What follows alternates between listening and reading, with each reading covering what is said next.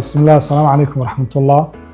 guud ahaan bulshada reer Somaliland gaar ahaan bulshooyinka ku dhaqan caasimadda magaalada Hargeysa waxaan kala soo hadlay xafiiska shirkadda Kaafiye oo runtii ah shirkad ku caana bixinta adeegyada kala ah kireynta baabuurta, jarista tigidhada diyaaradaha iyo iibinta baabuurta. waxaan idinku bishaareynaa inaan idin sameeyno discount 25% oo aan ku sameeynay qaybta kireynta baabuurta oo socon doonta ilaa December 6. qof kastaana uu ka soo dalban karo nooca gaariga uu doonayo WhatsApp-ka ama call center-ka guud ee shirkadda. waxaan idinku bishaareynaa sidoo kale inaan idin soo kordhinay gaadiid cusub oo isugu jira nooca luxury-ga, SUV, sedan shape iyo family cars inta baad naga helaysaan. goobtu waa Deera Mall iyo dabaqa koowaad. waan idin soo dhaweynaa dhammaan macaamiisha.